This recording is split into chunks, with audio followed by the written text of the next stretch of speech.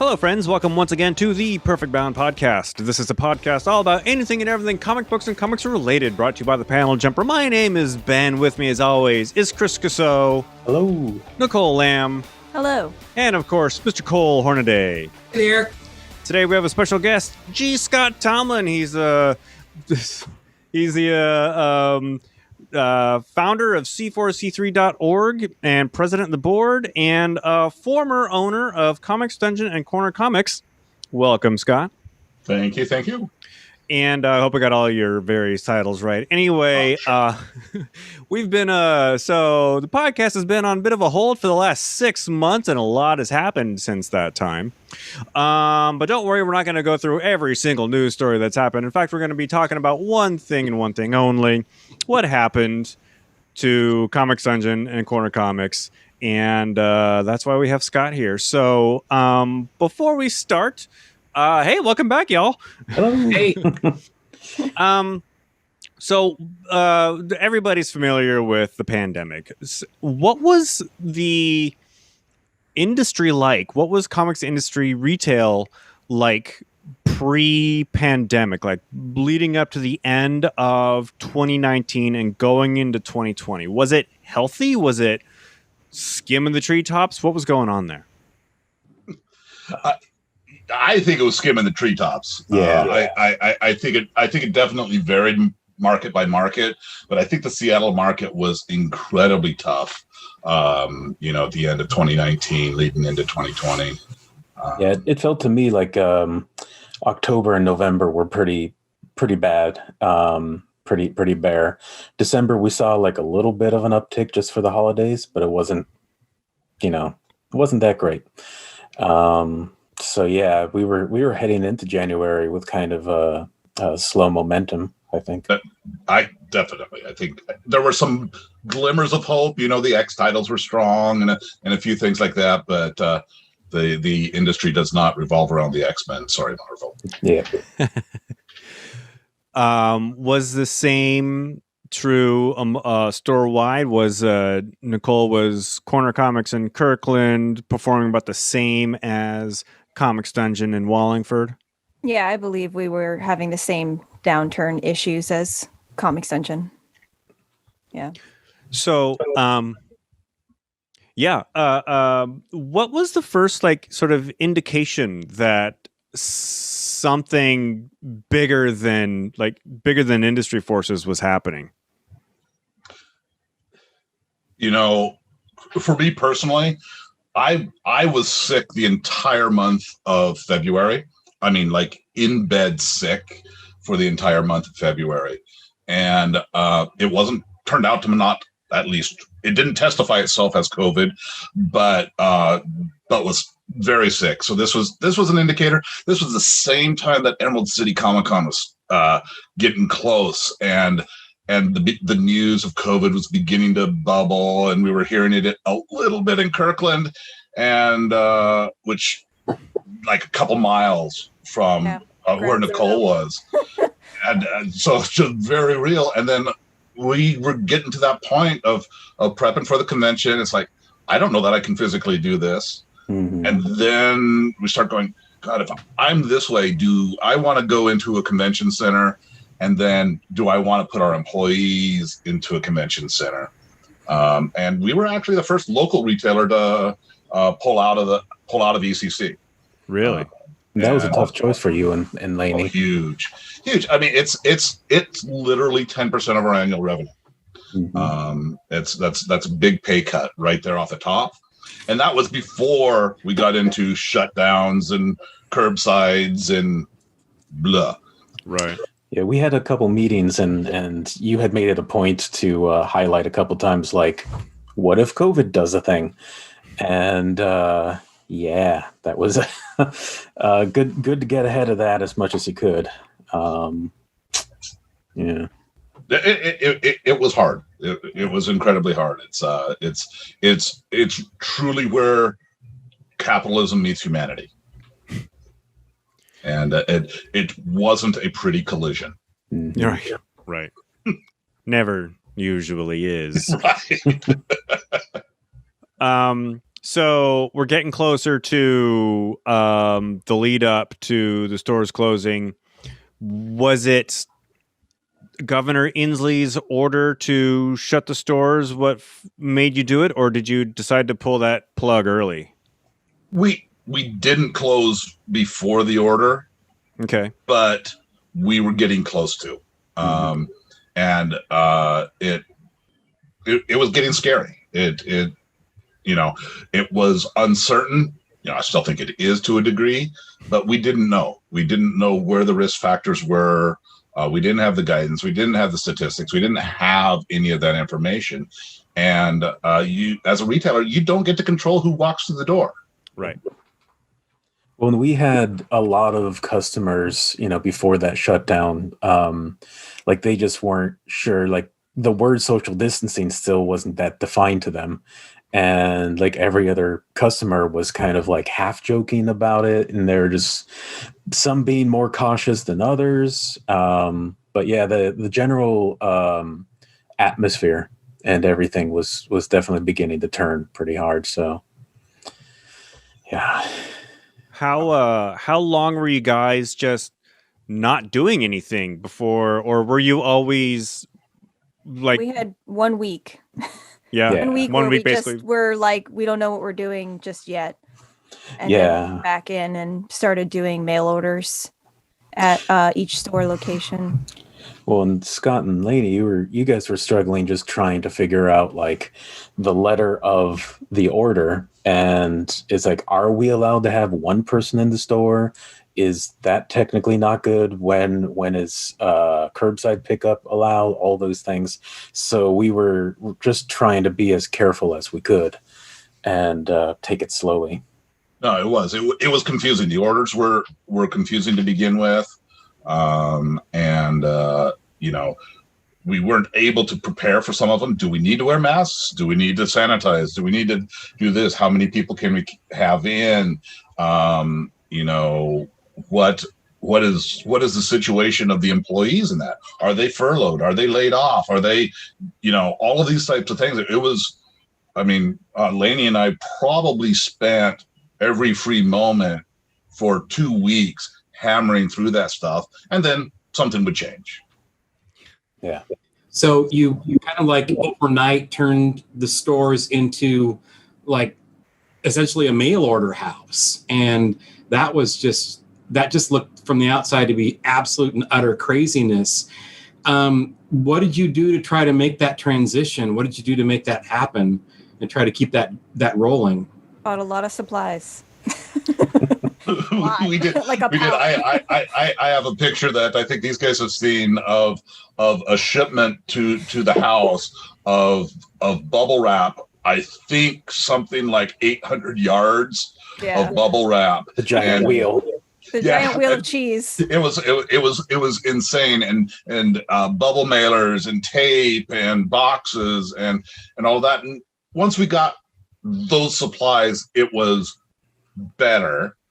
We did have a mechanism for mail orders. Nicole in particular was really good about, our mail orders for subscriptions and things like that. But it changes the dynamic when all of a sudden your only interaction is over the phone, over the email, instant messaging, and you go from 5% mail orders to 75% mail orders. Yeah. And we've got pictures where we show the post office stacked with the at the loading dock with the boxes that we bring every other day. Mm-hmm. And we knew what we needed to do, but we weren't always able to get it going. And of course, during this whole time, people were calling with questions. It's like, are you open? Are you curbside? Are you on the moon? Whatever it is. It's just, it was a communication storm that I would say Nicole and Chris were probably to 10 times the load of phone calls and emails. There was another big factor of this was just the fact that we had to become bounty hunters, essentially. And because you get a lot of good people who are reaching out and they want to support and they want to get a hold of you. And it turns out those are the people who had nothing on hold because they're so good. It's everybody else that just kind of randomly disappears. And like you had a phone number, but it's the wrong phone number. The email is old and it's you just going round and round trying to hunt these people down. And sometimes it's that, it's not their fault. It's just time, changes where they've moved, everything else. But yeah, sometimes you really had to, I don't want to say threaten, but there were a couple people where I just kind of wanted to really bring it to their attention. Like, hey, we just need you to talk to us. Yeah. So, and we'd still gotten shipments a couple of these weeks. So we were having to deal with inventory and turnover and in a whole new system, right? It's not like we had to fill the wall and do all of this, but we had to figure out a way that we could get people, hey, I need this shelf copy and all this. And I would say those last couple of weeks of March probably were the most stressful times we've ever had in the business in the 15 years I've run it. And I mean, we wore it on our faces. Yeah.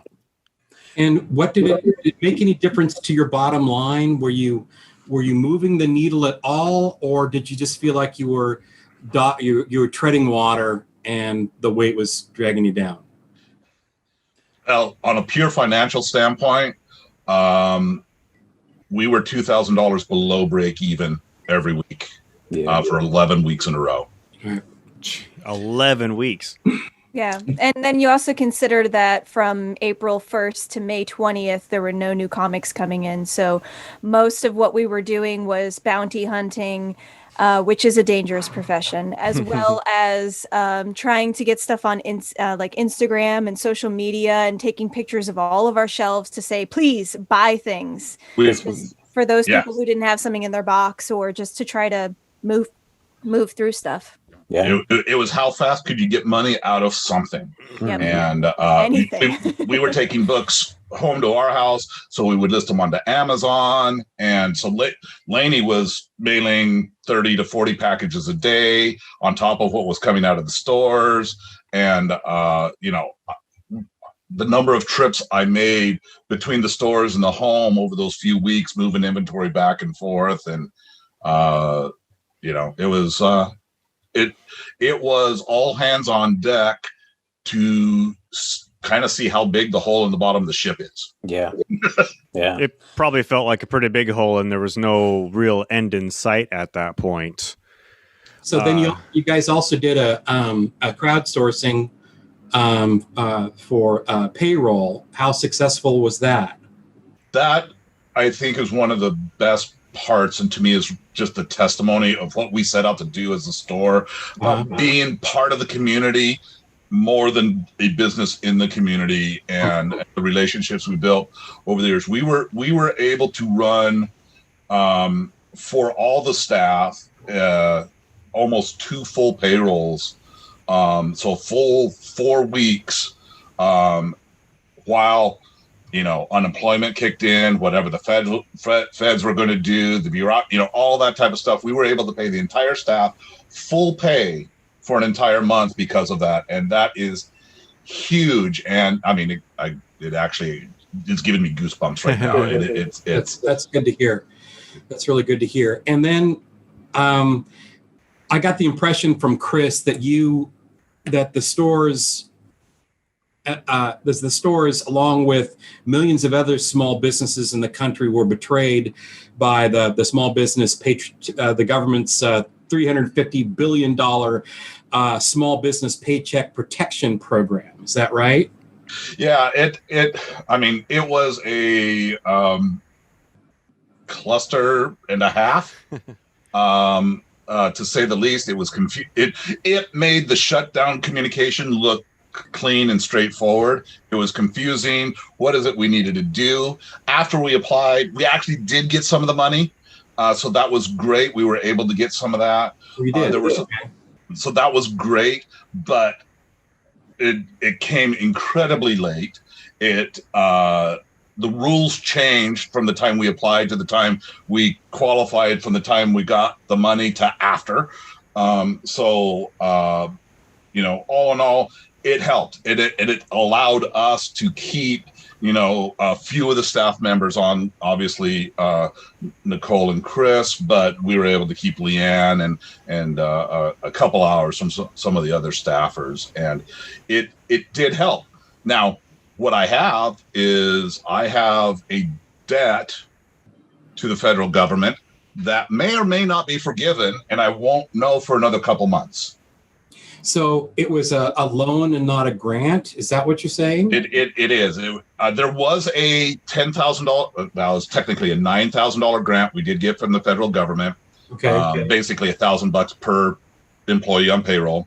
Okay. That is forgiven, but the PPP is a loan that you can apply to have forgiven if you followed these, mantras, if you will, and it looks promising for us, but it is an IRS decision.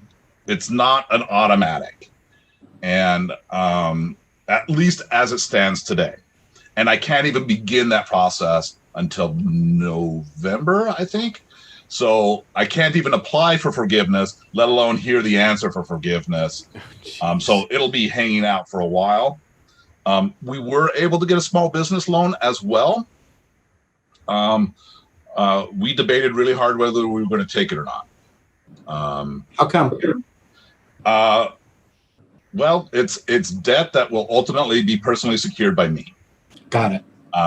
And we did actually take it.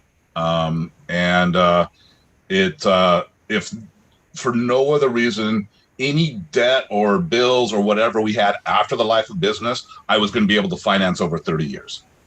And it's like, okay, a 30-year reminder of where the business landed, but it was low enough interest. It made sense. We did have some outstanding debt. We've already rolled credit cards into it and other debts into it. So at least it's all there.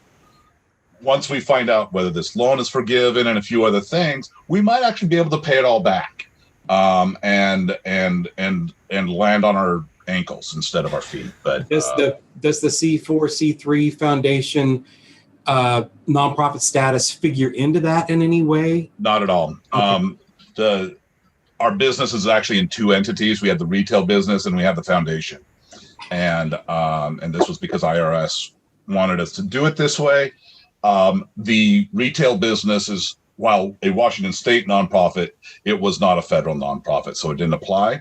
And that was actually good for us, because nonprofits had even a harder level of application to get into PPP and some of these other things. So it was actually good at that case that the federals thought we were a for-profit business. Sometimes you stumble into it. Chris, you had mentioned at one point that y'all were working 4 times as much for 1/4 of the pay, or 1/4 of the profits. Did that increase or decrease at all once you could have people inside the stores? It's tough to kind of measure that, because from the mail orders period of time, then we moved into the curbside period of time, and that's where I felt the most stressed. That was its own. It required a certain amount of being able to split your mind into every direction. And then once we can let people inside, it also attributed to a little bit more stress, because the main problem is you still had people wanting to do the mail order because it is safer, and some people who are immunocompromised or just in general don't want to put anybody else into any danger, they're going to want to stick with that. And then you had the people who just wanted to do the curbside, and then the people wanting to come inside. And so sometimes, we did the schedule system at first, where people had to make appointments, and that took a bit of effort and coordination. So There was while a lot of phone calls and a trillion emails. yeah, there was one day, I think I blacked it out, but there was one day I'm pretty sure that by the time I came on the shift, I had at least 5 or 6 times more than my usual load of emails, and it took me a couple days to get my way through it. And more often than not, I'd just be sending people immediate replies saying, "I'll get back to you by the end of the week." No, I think that stress was insane. I know we crossed, at least momentarily, a couple breaking points. We ended up closing the store with one less phone than we had going into the COVID situation. Yeah, that was that was a very special phone call. Yeah, that was a special human. A special human that I tried. required that. I tried not to destroy things. And I think one of the best things we did there was to combine the operations of the two stores so that Chris and Nicole could be their support group. Misery. Nicole helped me get through a lot of that. And, I mean, I guess it's kind of helpful that Corner Comics had no internet for no reason at all, because then I was like, okay, Chris, I'm coming in. Yeah, just being able to bounce an idea off of somebody of like, did I read too much into this reply? Because sometimes you're getting emails and you're just like, is there tone here or no tone? And because I'm typing with all the rage in the world. Exactly. Yes, exactly. You almost had to replace a keyboard there too. The other amount of stress that went into all of this that I feel it's worth bringing up, and even though I know it's going to make Scott and I and Nicole just feel more rage, is Diamond was not much help. There was the shipment that was supposed to arrive the week of shutdown, which was the end of March. Yeah. And we never saw it. They never knocked on the door with it, and then we did the shutdown. And so that shipment got bounced back to Diamond and traveled across the country again. And ultimately, we didn't see that shipment till mid-April? End of April. Yeah, maybe end of April. Of April. I thought it was, wasn't it May when they restarted up? Oh. It's like middle of May. Oh, it could have been. Yeah, you're right. Because we got two shipments. We got that last shipment in March, and we got the new shipment from May. There were 3 that arrived in 1 week. One of those was just some sort of weird. Right. Yeah. It was insane. And that one shipment that bounced around. Yeah. I got to pay return shipment and shipment fees. We were into it $3,000 worth of shipping. Yeah, because the thing is, on one of those, on the reshipping, they decided to do it as a direct ship, which Diamond charges an unholy amount for no reason, no good reason. And so the thing is, there was a moment when Scott had asked us, like, okay, what is the priority on getting that missing shipment? And the problem was that shipment had like 2 or 3 X-Men titles, which was the only thing really making us money at the time. And so we were like, we should get that shipment, even if it means pushing back the next shipment or something else. And so that $2,000 or $3,000 that it cost us just to pay the shipping negated any potential profit that shipment. Plus, it created extra work because it arrived with 3 other shipments. So that was also a peak time of stress, because that was when Diamond was also doing the Back the Comeback, and they were trying to promote that they're supporting the retailers, and they just kept on messing it up. And that's also where they started rolling out their new way of shipping reorders, where they would ship them with a Tuesday shipment the week prior. You wouldn't have the invoice until the following week for that information. You wouldn't have it in your system, so any special orders you had for customers wouldn't pull until the following week. It was a mess. It was that. You start having like the DC return policies around what that's happening. Marvel discounts, how is that going to work? It was confusing. And, I said earlier that those first couple of weeks of the shutdown were the most stressful we've been, but I kind of blacked out April and then May and June. And And dare I ask what kind of condition some of these books were in? Because I know that's always been a challenge. That March shipment was mostly damaged. The condition of the books they're shipping. Yeah, I can't remember. It was a significant percentage that was damaged. I want to say it was definitely more than $500 worth of damaged material. Yeah. It was probably closer to 1,000, and so that meant that we had to try and return that.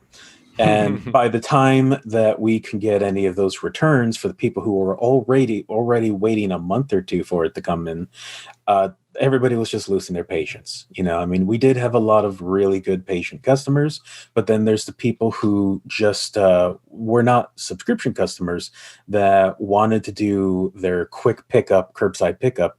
And we just like, oh, we finally got that missing giant size X-Men Nightcrawler. Oh, no, we didn't. Yeah, half of them were damaged. Exactly. Yeah, and now you layer onto the whole fact that surprise one Friday. I might be stealing your thunder here, Ben, but DC pulls out a diamond. Yeah. So that was another question. Is like, let's say the pandemic never happened, but DC did that anyway. What would that have done? It still would have made us mad, but the thing is, we wouldn't be underneath a mountain of other stress. Right. And we could have allocated the additional mental capacity to handle this. Because the thing is, I think we figured out that it would at least add an additional 8 to 10 hours of data entry per week. Jesus. And the thing is, because it was just Nicole and I with Leanne for support for the most part over at Dungeon Corner, that it's just one of those things of, I'd be willing to spend that overtime and stay late. I've done that so much anyway, and it's no problem.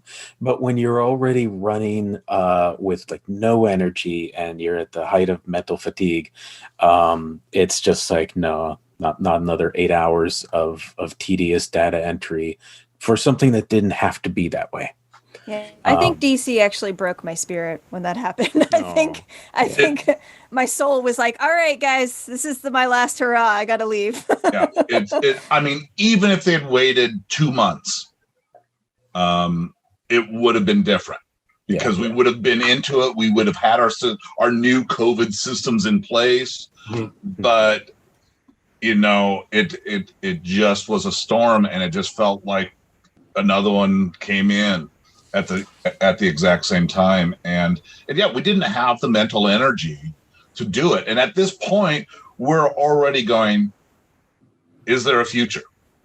We hadn't made the call yet, but we were talking about it on a pretty regular basis. It was like, Howie, how are you? Have we closed yet? So talk me through that decision. Was it, Scott, was it just you and Laney one night? And I have one more question before we move on to that. Okay. Tell me about the financial burden that came as a result of shifting to the DC distribution. Well, we didn't. We never did. Our best calculations would have been a couple $100 a week extra. Okay. Our discount was dropped a little bit, but we would have had to pay separate shipping, and return policies were different. Okay. And so we never actually experienced any of it because we chose not to move. All right. So it was because I was under the impression that for a lot of stores, yours included, there was this, that, the other, and then the financial burden of I don't know, deposits or whatnot for shifting over to the DC distribution, the solely DC distribution system. Was that not as big a hurdle as I think when they rolled it out, they weren't ready, and bad things happened initially. I think ultimately both of the new distributors cleaned that up. Okay. Mostly the shipping was still a problem, right, and the surcharge for making payments electronically was also okay. All right. I'm sorry, Ben. I have one more question. That's actually, it's a double-sided question. For all three of you, do y'all have the metrics on how many shops went under due to COVID and due to the DC shifting of distribution. What I want to say, re-owning their distribution. Do you have any metrics on that? I know 2 other shops that shut down during COVID. Okay. Outside of R2, and I know of a few shops that chose not to continue with DC. Okay. Does that kill you as a retailer to not have DC? Yeah. Depends on your store. It would have been a big hit for us. But there are stores that there are comic book stores that don't rely on comic books for their income.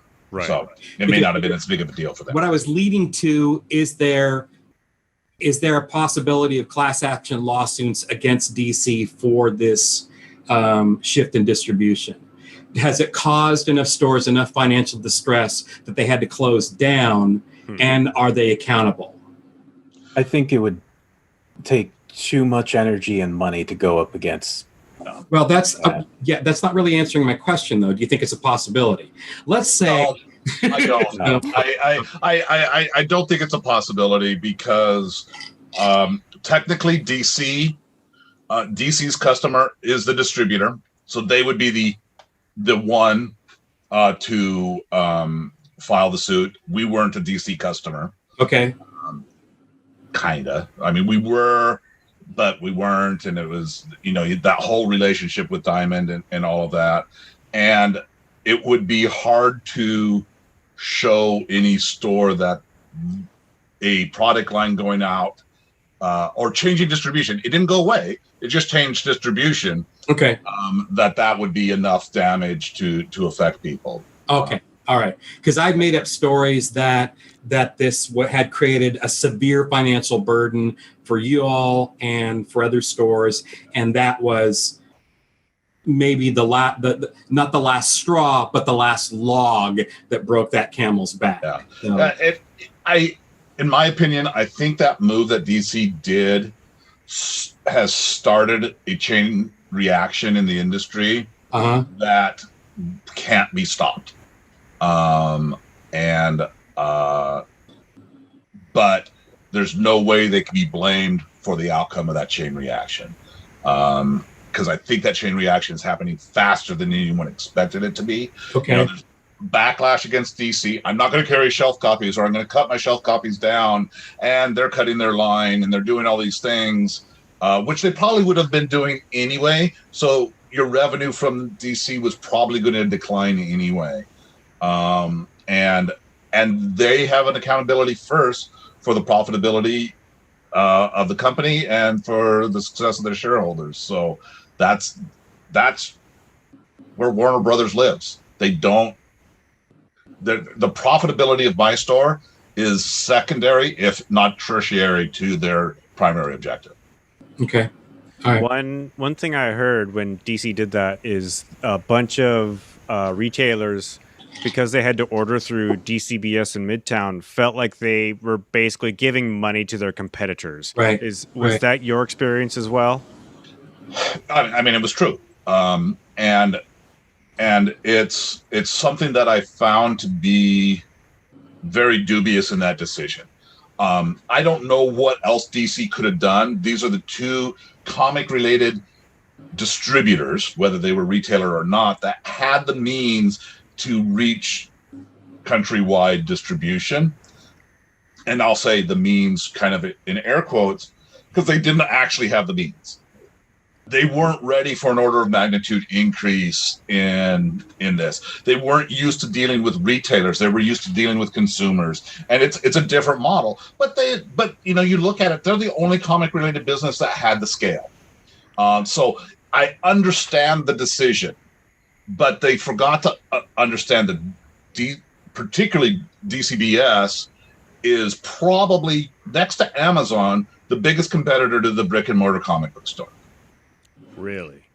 And the idea of giving them insight into my demand for that product actually could be used now to market against me. Oh, look at that. Seattle's a hotbed for DC. Guess what we're going to do? We're going to market DCBS online to Seattle, right? Yeah. And actually try to pull our customers away. And would they have? I don't think a lot of our customers, when we shut down, a lot of our customers didn't go online anyway. Our customers weren't going to do that necessarily, but I don't have open books for a reason. And it's not that I feel that my Seattle stores were competitors, because we weren't. We were more collaborators than anything in the industry. But these guys were, because they were pulling money out of the market. Gotcha. Plus, they're going to appeal a little bit more to our irregular customers. Any off-street traffic, any potential digital sales. That people that were on the fence of like, do I walk into a store to get this physical copy of the book I've been getting digitally, or do I just get it for 40% off at DCBS? And the weird, sick mental exercise I went through personally. I'm a huge DC fan. I was debating, where am I going to get my comics? I'm used to getting the sweet deal that the owner of the Comics Dungeon gave me. I was used to this mega discount. I can't get even half. I can't get anywhere close to even half that discount from any other brick and mortar store. And the only ones that could even come even remotely close to that discount was DBCS or DCBS. And I found myself going, do I buy from Amazon and DBCS or not? And it was quite perverse in my mind, because I literally felt like I not only was considering selling my soul to the devil, but he was telling me he was only going to back to me in a tattered and torn way. I did not choose to go that way. In fact, I have not bought a comic book since we shut the stores down. Same. And quite honestly, I haven't even read a comic book since we shut the stores. Well, I can't say that. I'm sorry, Ben. You had before I had questions that. How dare you try to contribute to the conversation, Cole? I'm a terrible person. I should die alone with my cat. And I jump into something really quick while we're still off of the DC thing. So one thing I think that's a little bit worth mentioning is, so when DC, they didn't immediately announce that they're completely dropping Diamond. They were just going to start with the 2 new distributors, and eventually Diamond would catch up. So we waited for that catch up. Now, once the catch-up started to happen, there wasn't that many things that we had to catch up to, because like the first week of DCBS and Midtown getting their books out, it was just like, what was that one Vertigo? Daphne Byrne. They were like, Daphne Byrne and Hawkman, and it's just like, screw you. Oh, thank God. Yeah. But the industry has been saved. Yeah. But 3 to 4 weeks in, they had at least 3 or 4 issues of The Flash, because Flash is bi-weekly. And then like Justice League and something else. So once we started getting books, there was a period there where we basically got like, I don't know, it felt like 8 to 10 issues of The Flash within 1 month. Wow. And we're set up as a store to display these books a certain way, to have a certain amount of shelf copies. I reduced that, of course, but it's still it threw everything off whack. Now, at the same time that DC was flooding us with some of those things, Marvel was starving us, because they barely released anything new during that period of time, and we desperately needed that X-Men and Spider-Man and Avengers money. And so it's that thing of just like the 2 biggest companies, the 2 biggest pillars couldn't figure out the balance that we needed. And what I think we needed was maybe like a maximum of 6 books a week that mattered. Right. Our new revenue stream was effectively eliminated. Yep.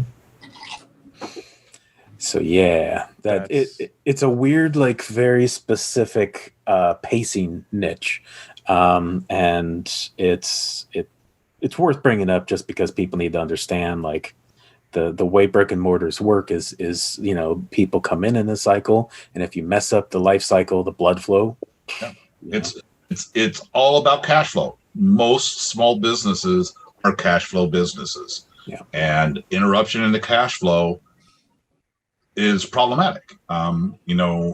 We had huge advantages that our Seattle landlord worked with us very well. Cut us a lot of slack and all of that. We chose not to pay other bills because how bad could it be? They're going to turn off the lights. Well,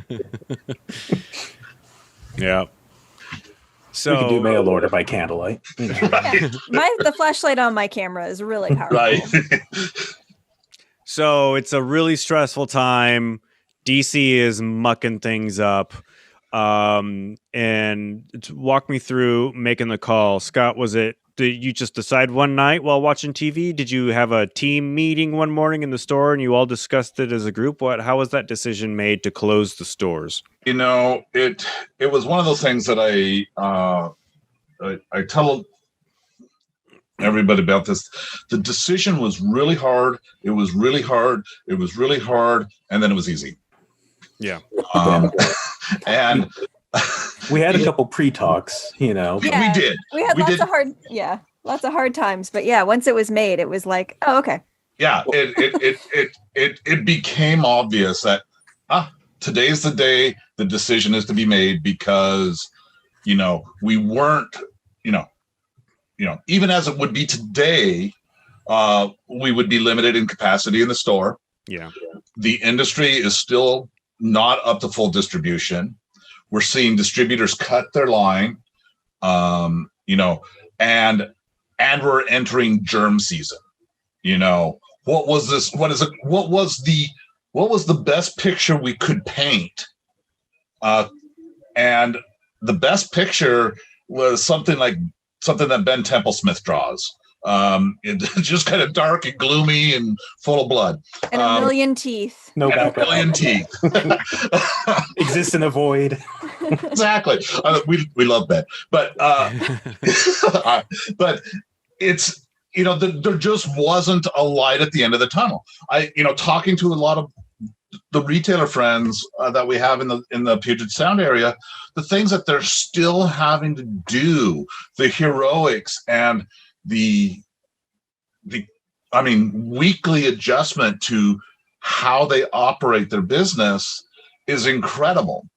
I know one of the stores up in Bellingham, he has literally got 4 days a week, 2 people with cars driving books to people's homes. Yep, that's my store. Right? Yeah. And Brian Hibbs of the Comics Experience, he reported one week doing like a 90-hour week. And then like a month or two ago, he had a heart attack. It's like, maybe not because of, but I'm sure it didn't help. Right. Yeah, it's certainly not going to help. I mean, there is not going to be a comic book guy calendar out there anytime soon, but maybe comic book gal, but not comic book guy. We're not known for our physiques. So adding stress to our already stressed systems is not what we welcome. And Brian Hibbs has done a great job. Django up at Comic Stop has done a great job. But it's heroics, and heroics take energy. It takes that dedication. So I'll tell you, when we come out on the flip side of all of this in 2029, the people who are left are the true icons of the industry. They are the ones who would do anything for it, and I think that it's hard. It's hard, and for people who have, and I'm not going to say we didn't have passion. I mean, Chris is know nothing else, and I've done this for 15 years, and it's not that I don't have the passion, but you can only go so far. And we found our limits, and I'm glad that it wasn't the same limit that everybody else found. And hopefully we'll have an industry on the other side of this. But the industry has changed. It already has. We just don't know what it's changed into yet. And we weren't at a place that we felt that we could be part of that change anymore. And we'd gotten to that point. We'd sold off so much of our inventory. If we wanted to reopen the stores, it was going to cost us $30,000-$40,000 to restock. So wham, you start off in the hole, and who knows what was going to be the next day. And the equation just wasn't there. And at this point, I'm completely satisfied with the decision we made. I miss it. I miss it a lot. I miss humans. I mean, but I miss it a lot. I didn't realize how much of the store was part of the balance that I had in my life. Yeah. And I'm fortunate. I have a day job. I'm fortunate. I get to work, but I'm fortunate. I get to do that. But I found out that when I leave my day job, I actually don't get to leave my day job anymore because I have nothing else. I don't have another problem to go put my mental energy, my physical energy against. And your creative energy. Sure, we'll call it that. But yeah, it is. It has left a void for me. But on the flip side of that void, yeah. So the thing is, same thing. There's so many people I miss, and there's a lot of elements being able to share with people, books that that were missed. But once we made the announcement, the bad news kept rolling in from Diamond, DC, everybody. And every time one of those things popped up and we knew it would manifest as an issue to fight within a month or two, we shared so many emails, be like, oh, thank God. Like we were matrix dodging right there. And it's just like, and it's still happening. There's still little bits of news that pop up or something from a retailer forum that's just like, I knew that would have probably given me an aneurysm. Yeah. So it's, it is. And, and for as much as that void was in my life, I have done nothing to get comic books, as I mentioned. And I think that says something about where we are as an industry. If people who have dedicated significant portions of their life to this industry literally can walk away and turn their back on it to a degree. I've bought one manga. Right. Part of my problem is I have a mountain of things to catch up to, so I don't need to spend money. None of that's been read. Yeah. Yeah, working in a comic book store means that you have you pretty much have a library that you have probably not read like 30% of. Oh man, I'll go 70 on mine. Mm-hmm. So you close the store, you liquidate everything. Where did all that go? Into the great ether of the comic industry. We were very fortunate in the fact that we had a huge outpouring of people coming in and I'll call it helping us liquidate, or you might say taking advantage of low discount offers, but whatever it is. All bargain hunters. Bargain hunters. There we go. Culinary on the last day. Yeah, absolutely. And we appreciated every dollar you spent. There's a lot of people, though, that they bought so much more than they needed because they wanted like a token as well. During our closeout sale, we actually had several people just, here's $100. Really? Yeah. And just say, hey, I know you need this. And, and again, that just kind of goes back to, where I see the place of small business in the communities. And I don't think, I knew that's where I wanted to be, but I don't know that I was ever really able to measure what our impact was on that community until all of a sudden the community sensed it was going away.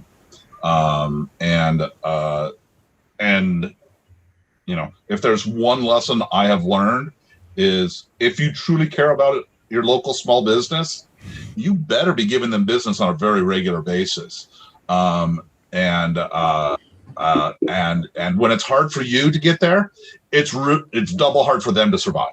Mm-hmm. And so I think that's that. But back to the closing, we were very successful in clearing out literally tons of inventory through our closeout sales. But we were very fortunate for all of our back issues. We found a single buyer, one stop, one transaction. He still owes me $500, but that's okay. But that was incredibly fortunate that we found that, because that was going to be the hardest stock for us to get rid of, because he bought the good stuff and the bad. And so that was great. We appreciated it. Another retailer, or there's another local retailer. They actually have a very interesting mail order program that actually one of our employees works with them now. So good guys, people that I've known for a long time. And they wanted to help us out. They gave us an incredibly fair offer, well above my minimum satisfactory price. So, they're going to make lots of money on it. I made the money I needed to make on it. And so that was great. And then we had another single buyer that bought the rest of the store inventory, all the graphic novels and toys and miscellanea, as well as our extra shipping product. So all the bubble wrap and tape and all of that. One transaction. Nice. That guy, man, that can move. It's he was not large in stature by any measure, and that dude moved 300 boxes in an hour into a truck, and it was something to see. And it's like he never moved fast, but he never stopped. Mm-hmm. And it was great. Again, another reasonably fair offer. We actually had a couple people who made offers. He made the best offer. They've been very successful in monetizing that. They're resellers online and Amazon and places like that. So we got lucky. We were able to shut down the retail businesses completely much faster than I thought we were going to be able to, and save rent and utilities and all of those types of things. We were able to walk out of the Seattle store 1 month earlier than we thought we were going to be able to. Wow. So when the was it the final Saturday? There was one day you said we had like the single best day sale numbers. It's either that Friday or Saturday. I can't remember, but literally. The last month in business that we were only around for 3 weeks of that month was the biggest sales month the store had ever had, including months that had Comic-Cons in it. Right. Yay, we set a record. It's kind of like a supernova, right? We go out with a bang. Right. Yes. It's one of those, we're making so much money. Why are we closing? Yeah, why are we closing? This is ridiculous. And to be honest, we did have a couple moments that we were going, oh God, maybe we could actually do this. And then, Friday came around and smacked reality into your face and said, no. Mm-hmm. No. So, and then the murder horde came, and then the plague squirrels. Oh, and, right. Exactly. Every step of the way is just like, no, let's go. There's always something. So what's next for everybody? Scott, you're not doing anything with comics. You're working your day job and quarantining. Yeah, right now that is true. The only comic related business that I still have kind of looming out there is one final paperwork on the retail businesses. Diamond still hasn't given me my refunds, so I'm still having to chase all of that stuff. And they're funny how they don't respond to those emails very quick. So we have that, and then we have the foundation that at the end of the year, the board of directors, we're going to meet and we're going to make a decision on whether we're going to keep it going, reformat it, put it on ice, whatever. But I wanted to divorce that decision from the business decision and make sure that I'm over it before I make a decision on that. Cool. What about you, Nicole? Well, I'm in a temporary retirement state right now. I've cleaned my whole house very thoroughly. I know almost everything that's in this house now. And I'm slowly like learning new skills and looking to start a new career path at some point. I'm lucky enough that I can have this little break for a while and take my time and slowly figure out what's next. And I actually am still buying comics and reading them. I was going to ask if now that it's no longer your job, if you can do it for pleasure these days. I thought I wouldn't do it. I thought I was going to take a break, and then I immediately signed up with the comics place in Bellingham. I've been promptly paying my invoices as a good subscriber and sending my previews in on time. That's my one indulgent, is that I still do get comics. And then I'm also shopping at a couple different stores, other local stores too, for comics. So good. I still have a problem. I can't quit you yet, comics. You can enjoy it a little bit more, though. I can. Hopefully. Yeah, and just totally. reread Berserk 7 times. It's fine. Yeah. All right, Chris, Cole and I both know what you've been up to. But why don't you tell our listeners who haven't been paying attention, what are you doing these days? Yeah, I launched a web presence, trustyhenchman.com, and website and a patron and all the other social media that goes with them. And I do reviews. I do the weekly newsletter. That's a thing I always did for the dungeon for at least 16 or 17 years. And that's such a part of my routine that not doing that was going to be one of the weirdest things. So yeah, if anybody wants a weekly newsletter, $3 a month gets you that, plus lots of other stuff. Can you remind us how everybody can find you? trustyhenchman.com and Do it. It's good. It is good. It's I no longer need the other news sites because now I actually know the truth. And we'll put a link to this, of course, in the show notes. Now, if you could get into politics and help me fight through all of that, that would be great too. No. We need to keep his mental health in a good state. Yes. Yeah, jeez. Well, I will tell you, I am a Patreon of Trusty Henchman, and I will tell you that it's nice having that consistency. Go from the store to Trusty Henchman. I get the rant in my inbox every Monday, and it's comforting to know that you're still out there doing that. Thank you. And also, Chris is writing these really astute, well-researched, well-considered op-eds or essay pieces. I don't know if they're that well researched. They're like blah blah blah blah blah. Chris, this is a really good time for you to be quiet and let me in your. Thank you. I thoroughly enjoy them. I have a short list of suggestions for you when we get off mic. Because I'm not saying that facetiously. I'm like, I would like you to write about this. We talked about this once. You brought this up on the podcast, and I'd love you to explore this. And I know you've got a whole list, but it's like, there are lots of things I want to hear more. I want to get access to Chris's mind, and I'm going to get my $5 worth. You gotta pay more for that mine, baby. That's that pricey tier, y'all. Yeah. It is. Chris, you are doing a good job there, and it does provide that. As Ben said, a little bit of that continuity. That it's like, you know what? There's still the life force of the store going on. So. Yeah.